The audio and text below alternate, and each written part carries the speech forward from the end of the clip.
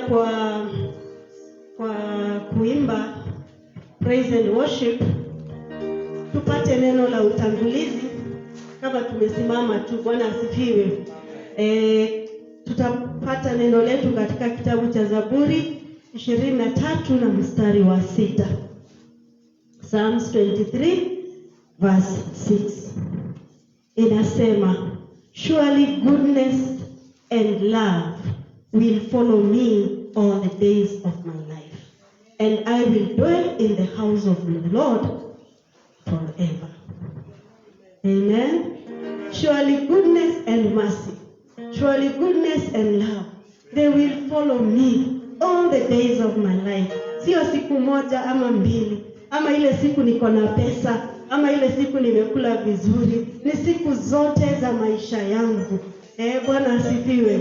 Goodness and mercy, they will follow me. Vile kivuli kinakufuata kila mahali, goodness and mercy hazitakuacha. Bwana asifiwe. Na tena inasema, and I will dwell in the house of the Lord forever. Katika nyumba ya Bwana kuna upendo, kuna amani, kuna kupona, kuna furaha, kuna prosperity, kuna pesa, kuna zote hizo. Bwana asifiwe sana. So in the house of the Lord is where everything that we need is there. Bwana asifiwe sana. Kwa hivyo wakati tunamwimbia Bwana na kumchezea, tujue kwamba katika nyumba yake hakuna kitu tutakosa. Bwana asifiwe sana. Ni wewe tu uulize. Bwana asifiwe. Amen. Karibuni waimbaji. Amen. Hallelujah. Amen. Bwana asifiwe. Amen. Hallelujah. Amen. Hallelujah. Amen. Ni wakati wa kumsifu Bwana. Hallelujah. Amen. Mchezee Bwana, umfurahie Bwana kwa sababu tumekuja kwa nyumba yake. Hallelujah. Amen. Haya, shangwe la vigelegele. Yesu Bwana Yesu.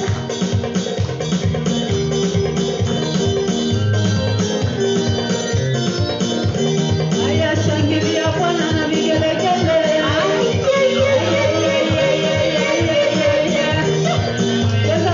Cheza kwa Yesu, chezea Bwana Yesu. Yes, tunafanya mazoezi. Uko mbinguni ndio kabisa. Haleluya. Baba, usipoteze hiyo shida yako. Cheza.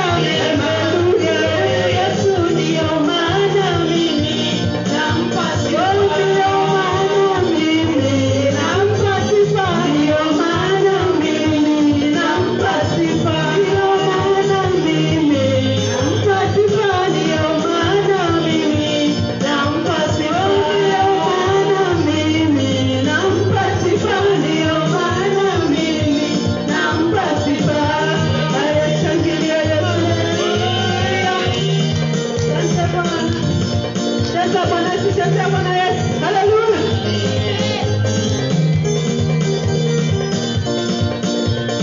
Katikati ya miungu sijaona Mungu kama wewe, Bwana.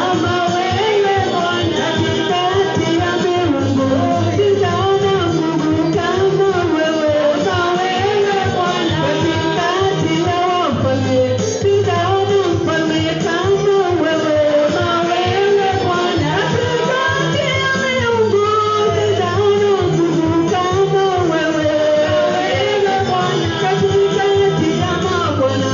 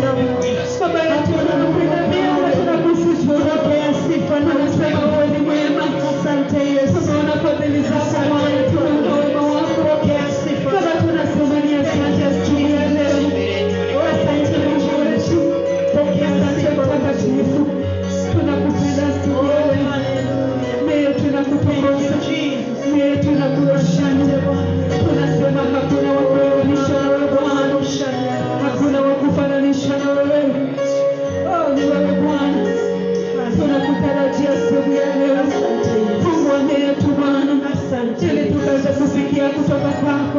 Fungua masikio yetu, fungua macho yetu Bwana, tukapata kukuona wewe asubuhi ya leo. Mungu wetu, leo tunakutarajia, maana tutarudi vile tumeingia. Tunatarajia kutoka kwako Bwana. Asante hata kwa ajili ya bishop wetu Baba, tunaomba kamtumie kama chombo, ni kwa ajili ya ibada ya leo. Mtumie mtumishi wako Bwana, weka maneno yako katika kinywa chake, yakatakayotoka Bwana, yakaweze kutubariki, yakaweze kufanya na kufungua wengi katika jina la Yesu. Kamwombe Bwana kibali chako, kamwombe anointing yako Bwana ya kipekee, in the mighty name of Jesus. Baba, tunakushukuru, tunasema wastahili, hakuna Mungu mwingine kama wewe. Wewe ni mwaminifu, tunakupa sifa kama wewe. Haleluya. Tunapoimba wimbo huu, tunaimba na tukimkaribisha mtumishi wa Mungu. Haleluya. Kwa hivyo fungua moyo wako ili tunaposikia neno la Mungu likaze kutubadilisha, likaze kutujenga, likaze kutuonya, kwa sababu ndio mapenzi ya Mungu. Haleluya. Amen. Amen. Haleluya. Moyo wangu wazi, moyo wangu wazi, nipo hapa, niguse Bwana, moyo wangu wazi, imba moyo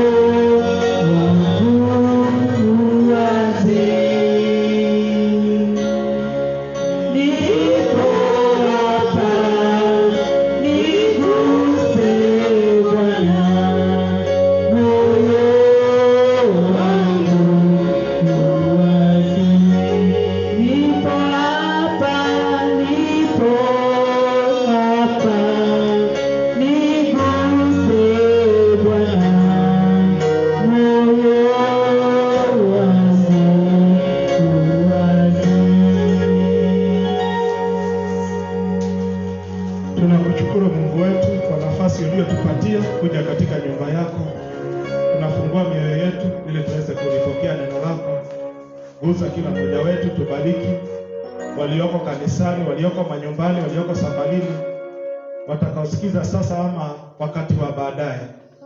Wote tunaomba neema yako ishuke, iguse kila mmoja wetu, na Roho wako Mtakatifu atabariki katika maisha yetu. Asante Mungu wetu na Baba yetu, tunakushukuru, tunakuabudu. Katika jina kuu la Yesu tunaomba tukiamini. Amen. Tupatie Bwana Yesu makofi. Salimieni kwa hewa. Salimieni. Amen. Amen. Bwana Zaka. Mungu awabariki sana. Asante sana kiongozi wa ibada na waimbaji. Unakumbuka tumepunguza wale wanatenda kazi hapa mbele kwa sababu ya vile hali ilivyo. Kwa hivyo we serve as few as possible because of the coronavirus pandemic. However, as far as we are concerned, it is defeated in the name of Jesus. Amen? Because that must be the mind of a believer. We are already healed even before it arrived, or whatever disease it may be. Amen? Amen. I am glad to see you. My name is Reverend Francis Gathege Gedenki. Thank you for arriving on time. And as we continue, I have a message from the Lord. And the topic is encountering the supernatural. Bwana asifiwe. Kukumbana na ya kiroho, ya kiungu. Wacha niyaite ya kiungu, the supernatural. What I have in mind, because these words can mean a lot, but what I have in mind is when you meet God, you encounter God in a special way, not the usual. Amen? In a special way, a special encounter. Like Moses encountered God in a special way on the mountain. Okay? Like Gideon encountered God when he was hiding in a cave. Hallelujah. That is what I am talking about, encountering the supernatural. Amen. And this is what I want you to desire today. Please desire to encounter God in a special way. Why? He is willing to do this. I have encountered him severally myself. When I got the title of this sermon, I had thought God will give me a bombastic scripture.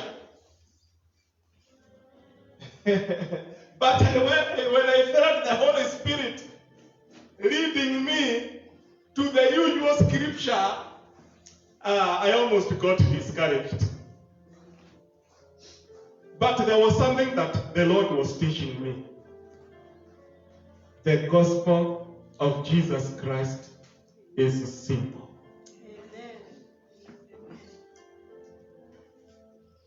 Very simple. Our God is homegrown. Imagine, he left heaven and he came literally to live with us in your village, in your house. Amen. What a God. Yes. Hallelujah. Wengine wakitafuta miungu zao na binoculars, wetu wachakuja anaishi na sisi. Amen. Hey. Yes. Ndio wamejikenda wakamuita Mulungu ni mubomu. Ama namna gani? Vite. Ai. Lakini sasa ile scripture nilihisi roho wa Mungu ananiongoza. Unajua wakati nilipata hii title, you know how God speaks to each person, he speaks to us differently. Even when he gives me these sermons, he approaches me as myself. Amen? Sometimes he will give me a title and I have to source for the scripture. And I have to ask him to help me to get the scripture relevant. When I got this encountering the supernatural, I was waiting for a super scripture. But he took me to Luke chapter 15. And I was wondering, Jesus, now why? Then I discovered our Lord, who walked with a lot of power, who made the blind see, the mute to talk, the cripples walked. He preached simple about the kingdom of God. And I discovered there is power in the gospel. There is no power in Vituko. Yes. In the gospel of Jesus Christ. And that's why I did not put a picture of myself here. I am not the gospel. Yes. Eh? Hallelujah. Otherwise, Otherwise, I could have put a very beautiful photo of my wife and myself. Ndio nini? Mimi na bibi yangu si injili. Injili iko na mwenyewe na mwenyewe na anaitwa Yesu. And I thank God for Paul, who in Romans chapter 1 verse 16 said, I am not ashamed of the gospel of Jesus Christ, because it is the power. You see, it is the power of God that bringeth salvation to all that believe. First to the Jew, and then to the Gentile. The gospel has come to the Gentile. Now that is the gospel that has power. Now, when I am preaching this gospel, expect Jesus to heal you. Because it has power. Expect Jesus to transform your life. I remember one day when I was serving with Dr. Joe Kyle. We were in a lunch hour meeting. We were the ones that were praying. When people were coming, we were the ones that were praying the anointing of God to keep flowing in the temple in that lunch hour meeting. And the young man came to me.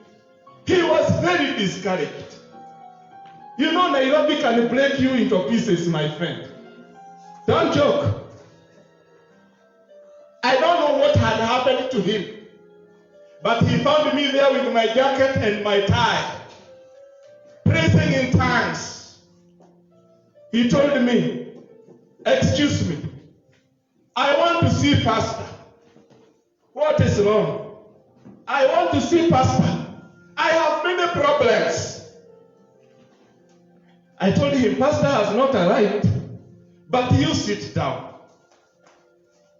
When he finishes preaching, I will show you the pastor. And I will tell the pastor that you needed him. Wait until Jokiah preached the gospel. Amen? Amen. No sarakasi, no vituko. The simple gospel of our Lord Jesus Christ. When he finished preaching, I looked for the young man. He was so happy. He was on his way out. I told him, don't you want to see the pastor? He said, no. I am okay now. Because the gospel has power that worketh in the midst of the people. Amen? So as I preach, you receive your healing. Amen? Let the miracles happen. Because God dwells in the midst of the praises of his people. And do you know what is praising? Do you know when you are saying amen? Yes. You are praising God. Amen. Praises is your peke yake ya kuimba hapa. There is a time there was this king Mswati. I think they were making him the king. I don't know what was happening. And the former president had gone there. There was one thing they were warned. If you hear somebody speak in Swazi, there was there. Don't be startled. They are just praising the king. Amen? Kwa hiyo ukisikia mtu amesema amen, wewe usishtuke. Anasifu mfalme anaitwa yeye. Kama mfalme wa dunia anaweza sifiwa, na wetu Yesu atukuzwe. Alikwe. Amen. As we read the scripture, which really surprised me when I felt the Lord was leading me to read this one. In Luke chapter 15, the story starts from verse 11 to 31. Remember why Jesus gave these stories. And we call them parables. And these are stories that pointed to him. is representing. It is not just a story. It is a picture that Jesus was bringing to his listeners, including ourselves, about his work, about his Father's kingdom. Amen? Because if you see in verse 1, before I continue, because there are 3 stories that are similar, but I'll be talking about the prodigal son. He says, now the tax collectors and the sinners were all gathering around to hear him. But the Pharisees and the teachers of the law muttered, this man welcomes the sinners and eats with them. That's why now Jesus was talking. Amen? Amen. Because people were accusing him. That look at this man. He says he is holy. He says he is the Son of God. He says he is the Son of Man. But look at him. Look at him dining, enjoying life. With the sinners. Can you imagine? Now, because of that, Jesus gave 3 parables. Amen? The parable of the lost sheep, the parable of the lost coin, and the parable of the lost son. Today I am talking about the parable of the lost son. Amen? And in that parable, we will see how to encounter the supernatural. Hallelujah. Amen. But I am reading from verse 11 to 17a. Alright? Although the story goes all the way to verse 31. Jesus continued. There was a man with 2 sons. The younger one said to his father, Father, give me my share of the estate. So he divided the property between them. Not long after that, the younger son got together all that he had, set off a distant country, and there squandered his wealth in wild living. After he had spent everything, there was a severe famine in that whole country, and he began to be in need. So he went and hired himself out to a citizen of that country, who sent him to his fields to feed the pigs. He longed to fill his stomach with the pods that the pigs were eating, but no one would give him anything. When he came to his senses, naifikisha hapo, wakati alijirudia. Na ndio huwa ninasema saa zingine, kuna watu ukiwapea baraka utaona vituko. So sometimes when you pray for things and God delays those things, He is not saying no. He is telling you to wait. Amen. Look at this young man. When he got the property from his father, and our father here is God. Because this is a story that is showing us how our God is like. And now this is the gospel.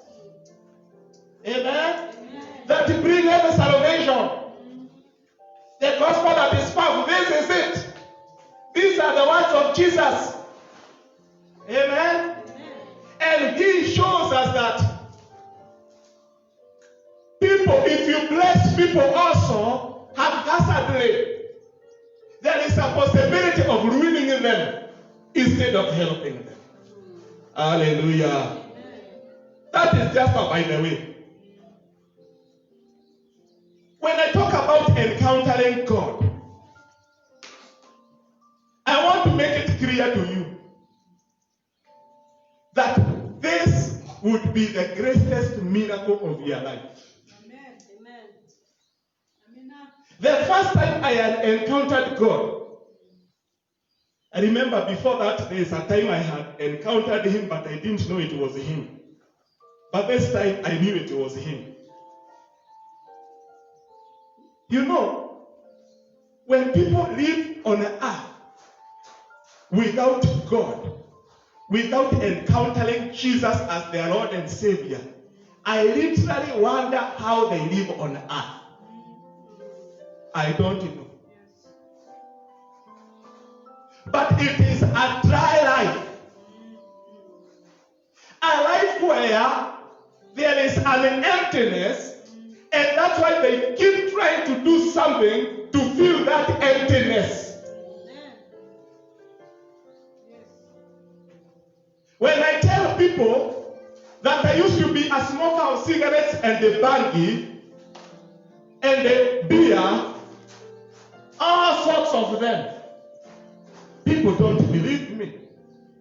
Because they see a changed man.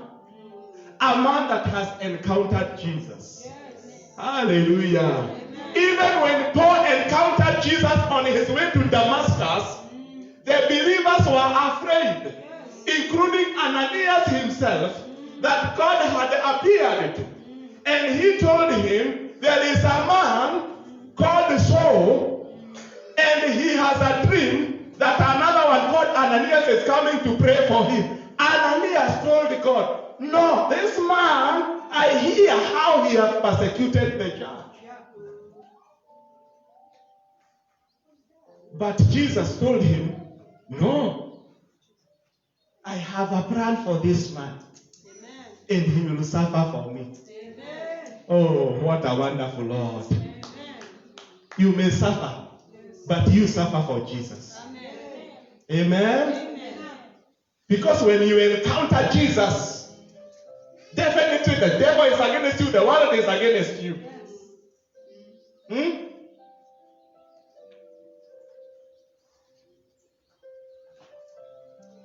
I remember I was a very empty young man. I had thought when I came from our village that when I get employment, I would finally feel good. Truly, I got employment in a petrol station, and I was cashing money,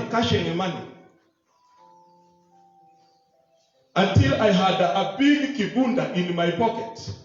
Of course, it was not my money, but people in the bank feel very nice, even if it is not their money. You will see their faces shining. Money is good, although if you love it, it is the root of all evil. That's why you see a woman killing her husband to remain with the money, and she will still die. Very foolish. Very foolish. You kill somebody and you will die. You know you are going to find trouble in heaven. On your way entering there, you will find him sitting there. Because if you kill me, I will not allow even God to burn me. Nitamwambia Mungu, wewe unajua hata kama sikuokoka ningeamini. Wewe unaona kuna vile nilifanyia. Sasa mimi usinichome. Ile kuchoma ungenichoma choma yule aliniua. Kwa sababu Mungu ni mwenye haki. Wewe ndio utakiona.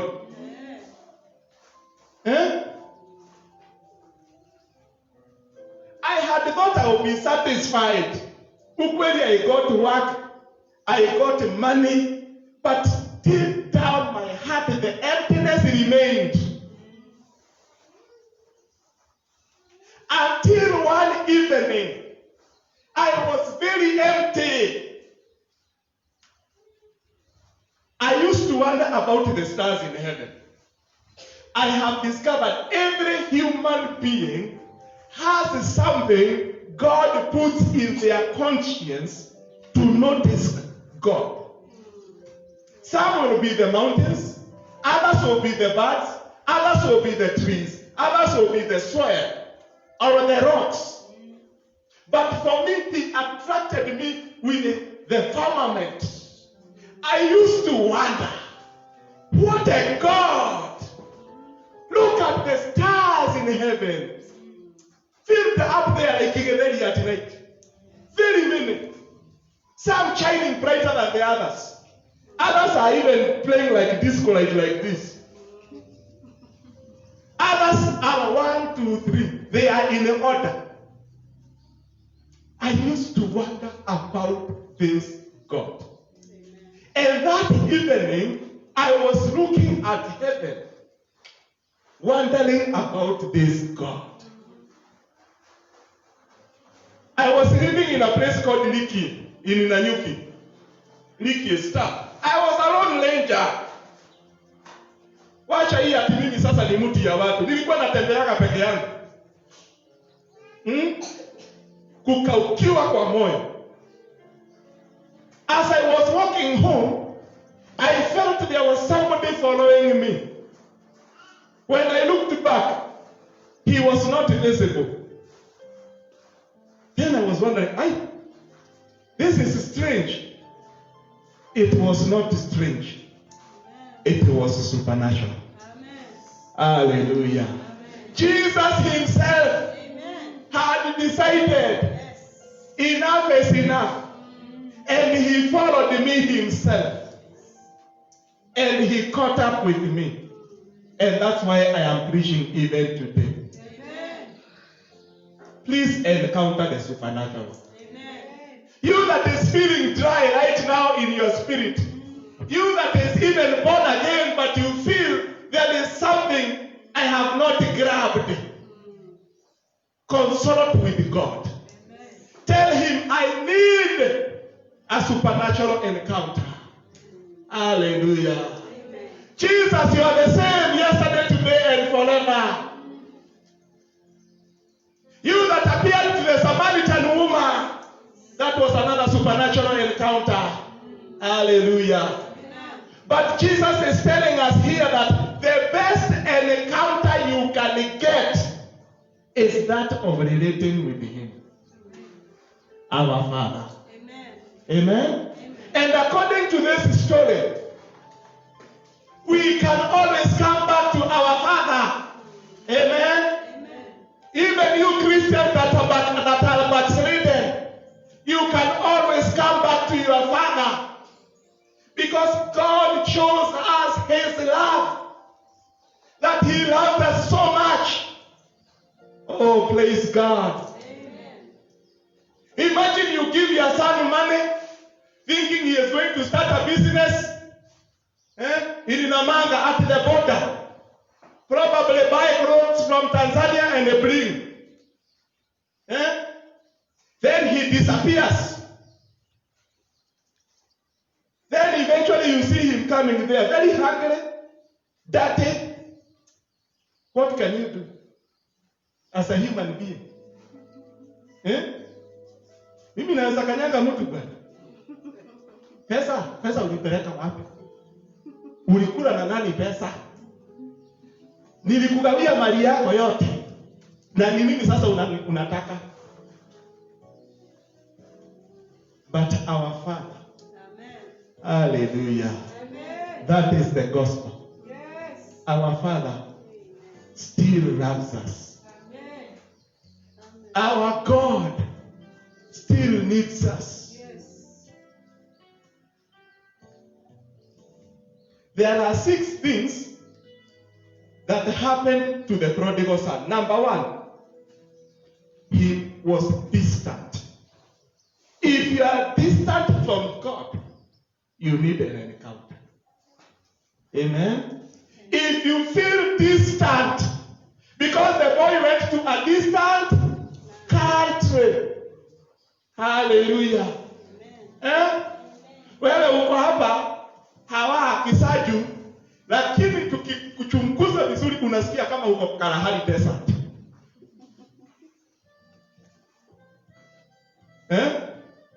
Yaani uko huko msituni. Nairobi imejaa watu milioni 7, lakini unasikia uko peke yako. Na watu wamejaa, magari zinapita, lakini unahisi uko peke yako. Unahitaji encounter ya kiungu. Amen. You need a godly, a divine encounter to transform that dryness, that lostness, that distance you feel. You are in a distant place. You need an encounter. Amen. With the supernatural. Amen. Then another word about this man, he squandered unaachia mtu. Unajua hii wakati ya corona kuna mtu niliona ati alikuwa amenunua chakula ya kumpeleka corona yote ikwishe. Watoto waliimaliza na wiki moja. They squandered. The parents have squandered the school fees. Mahoga, kwa nini unafungua shule na ulisema utafungua Januari? Parents have squandered the school fees. They have no money to pay. He had stopped about January. So this young man also went and squandered everything that he was supposed to invest. Have you squandered everything? Your business is gone. Your plan is gone. Your dream is gone. Your vision is gone. Your house is gone. My friend, you need a supernatural encounter to survive. Otherwise, you will die in that distant country. Amen? He spent everything. Spent. I don't know why the difference between squandering and spending. I think squandering is eating without plan. All right? So all that he ate without plan was gone. Then spending is what he spent with the plan, but it was still gone. Unajua unaweza kuwa kweli umepanga vizuri, sikatai, lakini pia imeisha. Unahitaji Mungu bado. Unahitaji Roho wa Mungu aidha akutembelee ama Yesu ateremke ama atume malaika. Wewe hujui, wewe unajua Mungu anatakikana. Bwana asifiwe. Then number 4, he hired himself. Yaani hakuajiriwa. Alienda akajipea.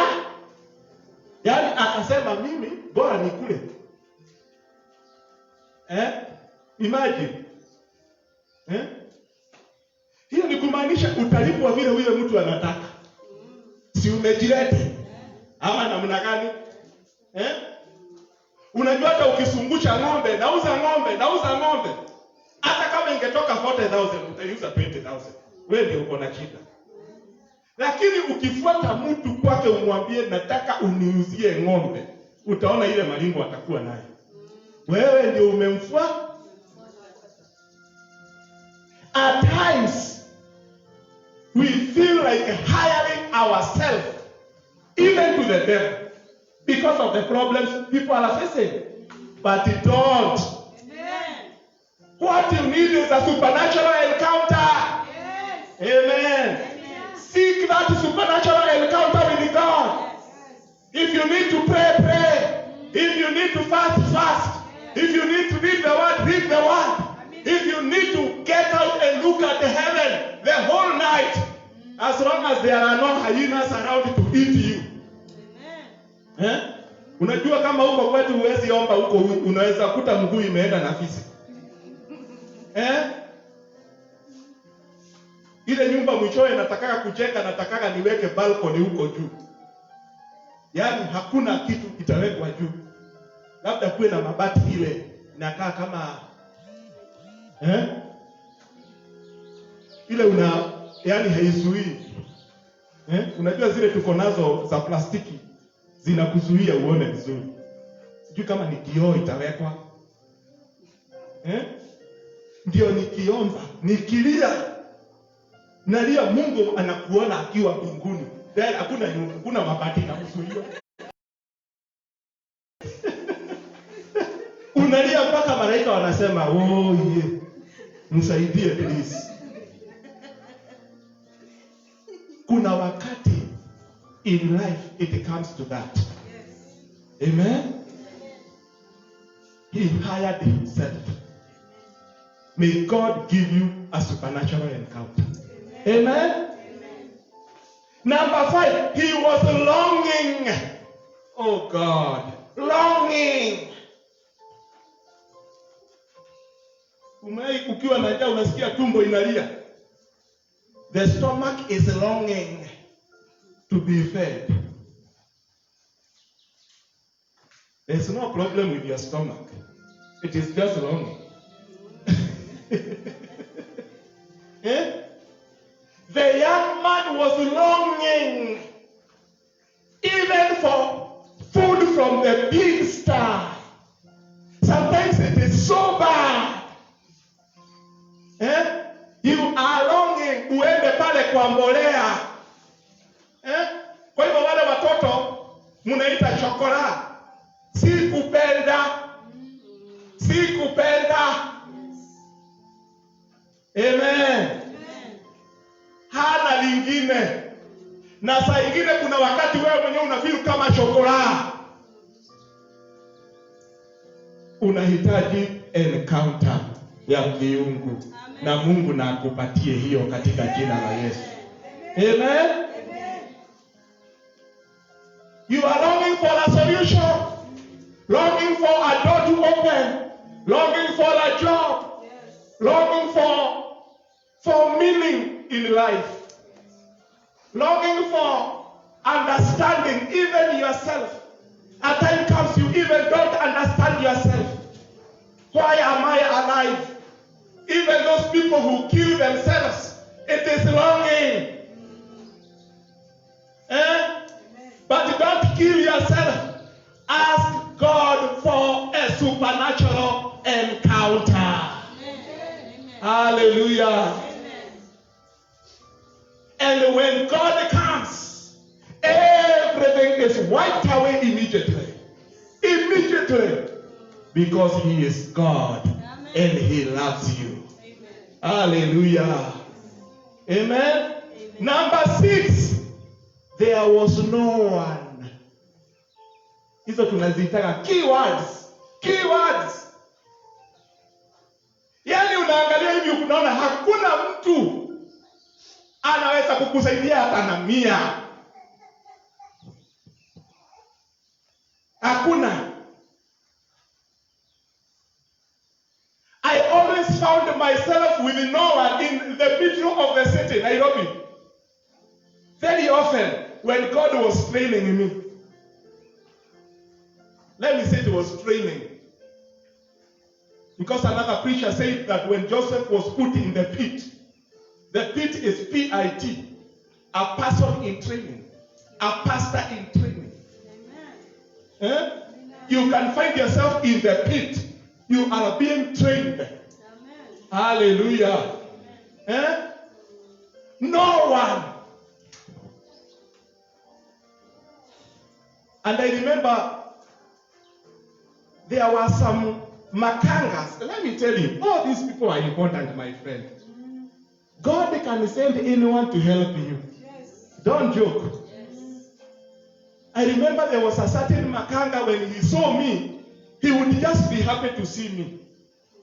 And he would tell me, Pastor, I was not a pastor then, I was an evangelist. But watu hawajui pastor ni nani, hawajui evangelist ni nani, bora unahubiri. Wanajua wewe ni pastor tu. Hata ukiwa tu mtu mzuri, watakubatiza pastor. Which means pastor anafaa kuwa mtu mzuri. Yes. Mungu atusaidie wachungaji tuwe watu wazuri. Pastors, God help us so that we be good people. Yes. Because every good person, people say, that is a pastor. Amen? And you tell me, Pastor, come. And they would put me there in front. Na unajua siku hizo sisi consider this is a michuki. Mlikuwa mnarundikwa huko kama kunia. Unaambiwa car square. Unajaribu kunyeta, unaambiwa nunua gari yako. Sasa inakubidi unyamaze. Mnapakwa kama viazi. Mpaka ukitoka ndani ya hiyo gari unasikia unakaa kama boflo.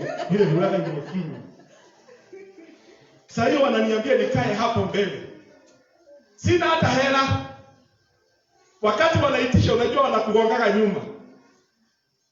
Unasikia dereva ameniambia, Pastor nitakulipia. Na siku hata na nuru. Amen. Sasa hiyo my wife akona my daughter kukula kwa hiyo nyumba. Hai, Jesus. Lakini siku hizo ndizo kulikulaga mamiguu za kuku. Mimi sijui kulikuwa kunaendaje. And my wife was very good at flying those miguu za kuku. Nazitengeneza tunazikula. Sometimes there is no one. The truth. Sometimes there is no one. Bwana yuko lakini hakuna mtu. Bibi yuko lakini siku hiyo hakuna mtu. Watoto wako lakini hawako. Majirani wako lakini hawako, uko peke yako. Na ukisikia unaona hakuna mtu anakuelewa, hata unaweza enda kwa msitu, utaki kuonana na watu. Unaona mtu unakaa kando. Kumbe unahitaji kukutana na Mungu. Amen. Kutana na yeye. Amen. Hallelujah. Kutana na yeye. Amen. Unaweza niruhusu niendelee next Sunday? Yes. Hiyo ilikuwa introduction. Hata sijahubiri.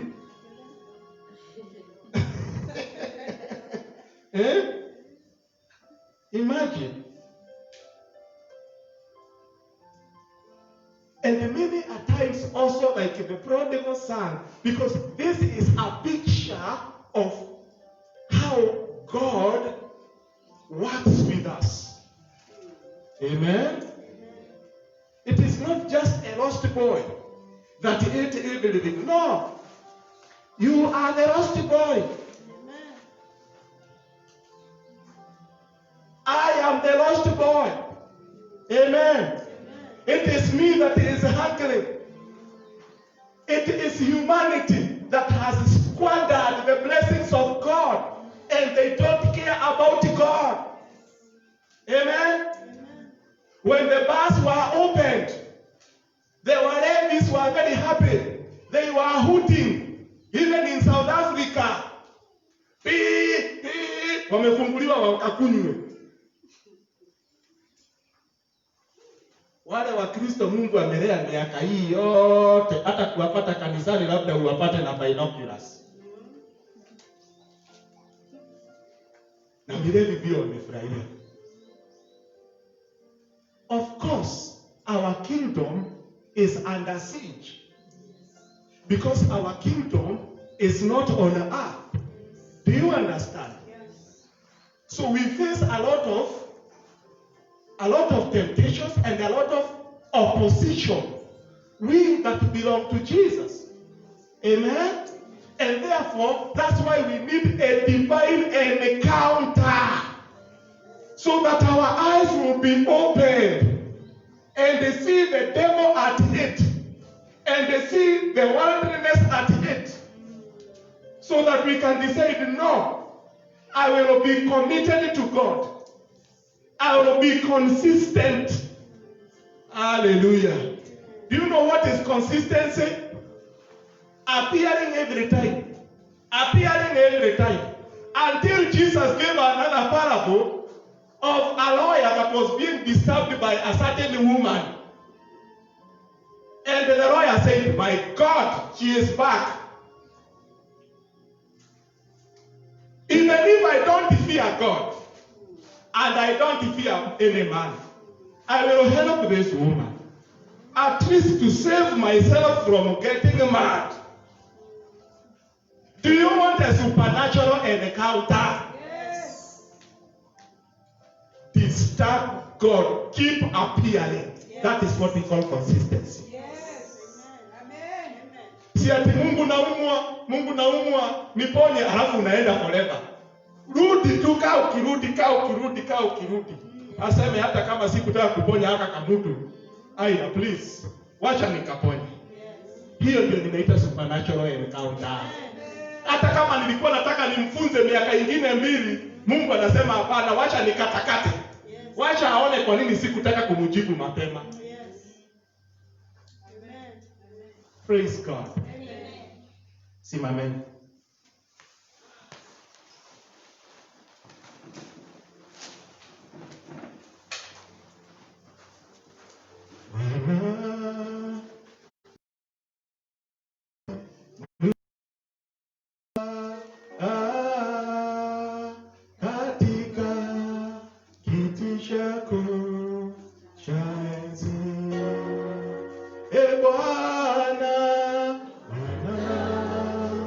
umeinuliwa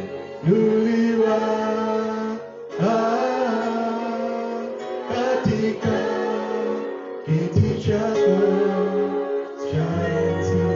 Sijui nani anahitaji supernatural encounter. Inua mkono wako tuombe. Baba, nakushukuru kwa sababu ya watu wako wale wako hapa kanisani na kule manyumbani. Bwana, tunakutamani hata mimi mwenyewe. I need a supernatural encounter. Jesus, my Lord and Savior. Anybody desiring a supernatural encounter so that they can be lifted to the next level, may you appear to us like you appeared before Moses, like you appeared to Gideon, like you appeared to Paul, like you appeared to Samuel in that temple when nobody else was listening, but you appeared to Samuel. He even didn't know your voice, but you still appeared. I ask for a supernatural encounter for each one of us today. In the mighty name of Jesus Christ, I pray. Amen. Hallelujah. Tupatie Bwana Yesu makofi. Glory be to God. Glory be to God. Thank you so much. Thank you so much.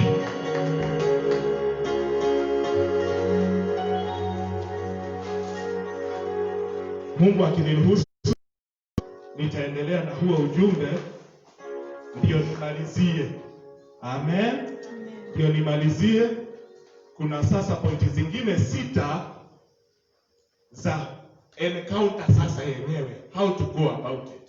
Praise God. And I am certain that the Lord himself will give us a visitation and a special one for that matter. God bless you so much. God bless you so much.